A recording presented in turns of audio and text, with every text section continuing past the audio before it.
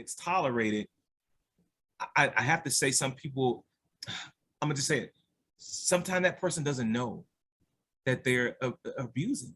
They're abusive. Sometimes they don't know it. And I know you can step back and say, oh, they gotta know because Well, this no, person, I get what you're saying because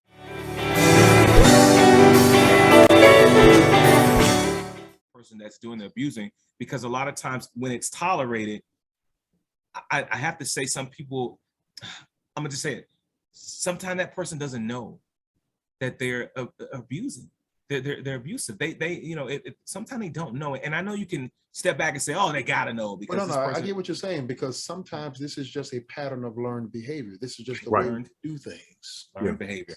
You know, Learned behavior. I know it's an old reference. It's an old reference, but when you think about that scene from The Color Purple, when the character Harpo was having his issues with his wife, Sophia, I believe her name was, and he goes to his new stepmother, who's played by Whoopi Goldberg, to say, "What am I supposed to do with her? She won't listen. She won't do this. She won't do that. She won't do the other." What was the advice that she gave? Beat her. Beat her. Yeah. Well, that's not, that happened in a movie, obviously, but don't think that that's never happened in real life. Don't deceive yourself into thinking that somebody else hasn't thought that was the way it was supposed to be handled. Right. And hasn't advised somebody else the same way, to simply say, well, just give her a quick smack or two and that'll straighten her right out. Right. Yeah. Well, oh, girl, well, he acted a fool. Oh, well, this is what you do. Talk about this and talk about that. Tell him this and call him that and do the other. Sometimes you got to keep these men in line. You don't think that that's ever happened? Of course it has. Yes. It has. And so it could be a pattern of learned behavior that has been accepted as legitimate, even though it is illegitimate. You might be well-intentioned and just be sincerely wrong. Yeah. And again, back to what I was saying before about it being you having become conditioned to abuse, to now believe that it is now normal. But the reality is it's not normal. It's dysfunctional. And it's not until you are actually extracted from that situation and even change psychologically to think differently about how you are to operate within a relationship. And again, it goes back to what you were saying, Mr. Terrell, about the fact that there are so many spouses that leave abusive relationships only to return because that's what they believe to be normal.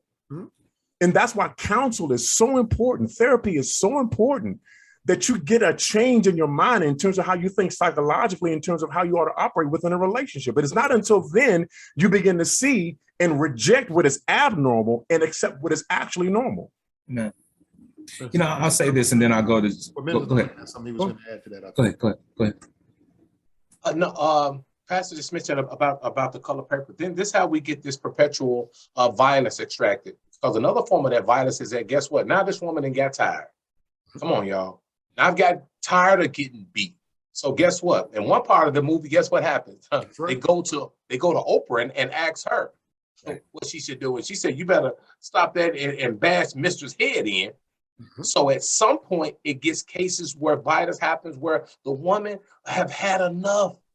And now she erected vengeance somehow. And now she's committed violence. A lot of times, those cases turn into violence. Something I want to add before we leave. There was a study show about really how much abuse get unreported, but really among law enforcement. So if your husband, is a policeman and he's extracting some kind of abuse, now who do I call? Do I call the police on the police? Right. That's actually the profession that has the highest cases of domestic violence. Yeah, absolutely. Yeah. And primarily, think about it, primarily because they bring their work home with them. They bring their work home with them. And so the psychological impact of the things that we see and experience in life outside of the house definitely have an effect on how things go on inside the house. You hit something real hard, and that's almost like that inferiority complex, right? And you see it in their police work as well, right? In terms of profile and in terms of abusing even the people that they detain. and it's nothing they don't know how to turn off, or they just don't turn it off, put it that way. What I wanted to say earlier is, even they teach you with a child. I'm a licensed foster parent, and I was a foster child. They teach you that the child in a domestic abuse situation sees a change in environment. In a lesser abusive situation, but abusive situation, the child sees that as a better condition. Sure. And so it's programmed even in the children's mind that when the conditions are lessened, it's a better situation.